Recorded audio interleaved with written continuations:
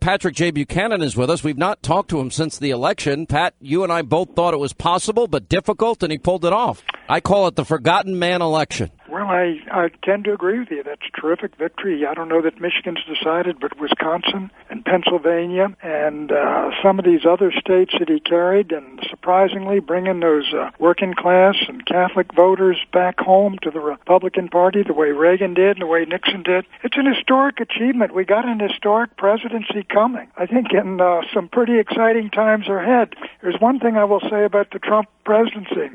It will not be boring, Sean. Listen, I don't think there's one thing that's going to be boring. It's actually a really exciting time. Look, you've been through an election or two. I've been through an election or two. You got to admit, this has been one of the more exciting elections in our lifetime. I think that's right. I've never seen a more exciting election. And the results of it, the very fact that they were unanticipated up until about 9 o'clock that night when a few people began to see it, and even those of us who had been basically supporting Trump in the primaries and supporting him in the general, I think came to believe in the last couple of days, and maybe his folks even did as well, that he was going to fall short. I know I felt that way that morning. I went out to the polls, and I was talking to the mom of our congressional candidate, Barbara Comstock, and I told her I think there's going to be an opening in the Senate maybe in 2017. Wow. When Kane goes in as vice president. Did not happen. Wow, so you really thought you didn't have a lot of confidence on Election Day?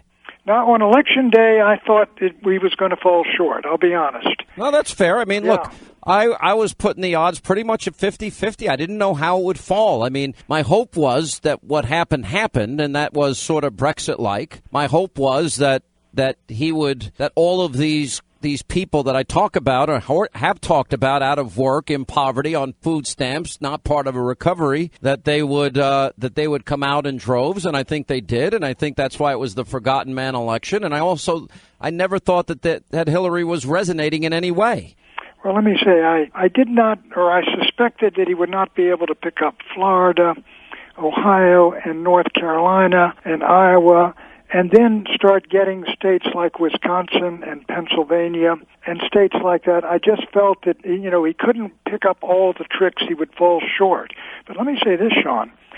He won this election fair and square in that electoral college by a good margin. He's going to have to win his election again. You've got these folks who are unreconciled to his presidency. You saw that crowd up there at Hamilton booing him. You've got editorial pages denouncing this act and that act and stirring up things. They're getting ready with mass demonstrations at his inauguration. We had some at our inauguration in '69 with Nixon. But I think he's going to have to, in effect, win his presidency a second time, because the other side is going to come challenge him extremely hard on the immigration issue, on sanctuary cities, on some of his appointments, and I think he's going to have to go to battle, do battle for him from day one. I think he's going to have to do battle, but I also think the American people, look, his approval rating is up 9%. They are with him. I think the people are with him, and I also think that Congress, I was a little surprised I was very unhappy with how people like Paul Ryan and John Kasich and Lindsey Graham and even Jeb Bush treated him, and Mitt Romney was the worst, but, look at the parade of people going in to kiss the ring all week. It's getting to the point where it's a little nauseating, Pat, but, Well, let me say this, without talking about any particular nominee. They're very able people, frankly, and I'm quite happy with the people who have been named so far in many ways, and many of the people that are going in there, but I do believe this. He's going to need in effect, in domestic terms, a war cabinet. He's going to need people who are loyal to him and can go through a fight and will stick by him to the end. And I would think some of these cut-and-run rhino Republicans should not apply. Well, I agree, and it's going to be interesting to see if they get the spine transplant that they've needed. And don't count on those transplants. Well, one of the things I said on TV the other day, and listen, I talked to Paul Ryan. Right. He called me last week, and we had a good conversation, and he said, you know what, people like you are right. Donald Trump tapped into something I didn't see and I wasn't understanding, and I agree with most of his agenda, and we're going to work very hard to implement it. So I think that's exactly right, and it's the right thing to do. And Trump has two agendas now. One of them is the core conservative Republican agenda, which you and I agree with, and almost all Republicans, even establishment Republicans, agree with. You deal with taxes and regulations and Scalia-type justices. We're all on board there. But he's got another agenda, and it's a populist agenda, and it's an agenda of securing the border, and it's an agenda of preserving the character and nation of the country, and it's an agenda, frankly, of staying out of unnecessary wars that proved so damaging to George W. Bush, that Lyndon Johnson was broken by Vietnam, Truman was broken by Korea, and my one fear is that somehow, events may drag him or people may drag the president-elect toward a conflict which is really not in our vital interests. The only thing that I could see him doing, because we can't have another Vietnam or another Iraq where we ask brave Americans to fight, bleed, and die, and then we pull out after they have given their lives, because these wars always get politicized, Pat. We don't have the wherewithal if we're going to fight a war, we better fight it to win it, and winning has to be the objective or stay out of it. The only thing I see that might come to shove is if we think the Iranian mullahs are getting or close to getting nuclear weapons, there might have to be some type of action to take out those sites. Well, let me just say this. And they're spread all over their country, deep into the ground. It's not an easy test. Let me say this, Sean, on that. This is where you and I think, parted company before. The 17 U.S. intelligence agencies in 2007 and again in 2011 said Iran has no nuclear weapons program. Since then, they've got inspectors in Iraq. They've stopped. They've taken all the uranium out of the country. They're not producing the heavy water and the plutonium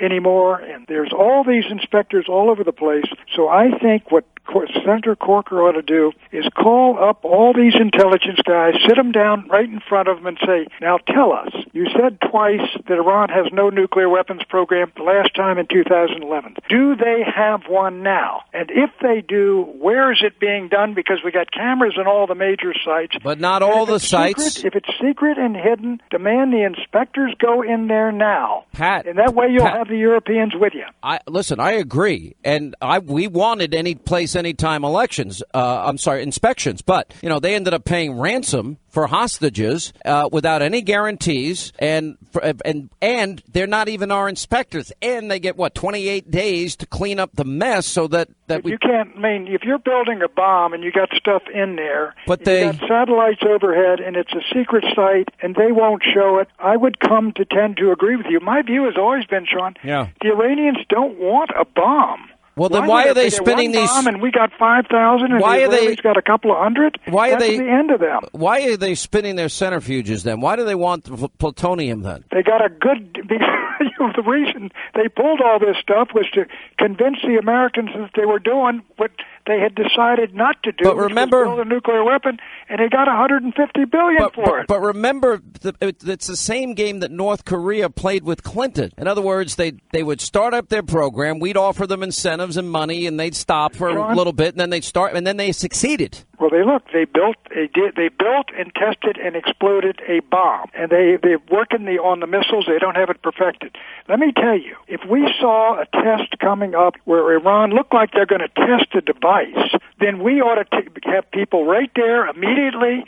And if not, I go along with you. But what I don't want, Sean, is another war. I don't either. Weapons of mass destruction that don't exist, and all these Americans killed. And as Trump himself said, $6 trillion lost. Listen, I don't want another foreign conflict. And I'll tell you, one of the keys to getting out of the Middle East, in my opinion, is we have more energy, more natural gas, more oil in the ground, more coal than the Middle East combined, where not only we could sustain ourselves for a couple of hundred years, but we could help Western Europe so they're not so dependent on Vladimir Putin. Well, exactly. We got all this shale oil, and if we can negotiate with the Indians, we may have some pipelines. Well, I think it's in everybody's best interest, and it's in our best national security interest. Clean coal. Here Donald Trump is exactly right. We got all forms of energy. Some of it, you got nuclear, you got clean coal, you got oil, you got gas, you got hydroelectric, we got it all. You got wind, you got all this. Go with all of them. We don't need to be importing oil from people that hate our guts. All right, last question, real quick, yes or no. Will he get a conservative justice on the court? I think he will. Look. All right. These are yes. This is the yes. We only have a minute. Ainsworth and Carswell, just go up there and put this time another Scalia on if you have to name 5 of them. I agree, and I think that I think Mitch McConnell needs to think about the nuclear option. Will he get his corporate tax repatriation bill in? I believe so. I think Okay. some Democrats will go with it. Depends on how low a tax he sets. Will he get Obamacare overturned and free market savings accounts? I think he'll get the features of Obamacare overturned, but they're going to retain those features, the 26-year-olds and the all right, got it. count That's and the rest fine. of it. Will he get the border wall built for the most part? He'll get a part fence, part wall built. Okay, yeah, that's what he said. Will we get education sent back to the states? Let's see. I'm not sure what they're going to decide on that. I just don't know what they're going to decide. Well, that's what he said. I think it would be a great idea. For Common Core. Yeah, but I hope not. But Trump said no. Will we get energy independence and on a path towards it, at least in the 4 years? I think Trump was. I think this is one reason the market's rolling up. I agree. I think he's going to unleash American corporations and American investors and American entrepreneurs and American. Is it a mistake to spend $1 trillion on infrastructure? Is he going to? Yeah, I think that you'll get the Schumer. Is that a mistake? That. Is that a mistake, though? Do I think? Look, I do think we need to repair our roads and bridges and all the rest of it. I don't know that we need that big train that Jerry Brown's building out there in California. Yeah, he can have his own train. Good point. All right, Pat. Listen, what an election. Thank you, my friend. Oh, great election. Take it easy.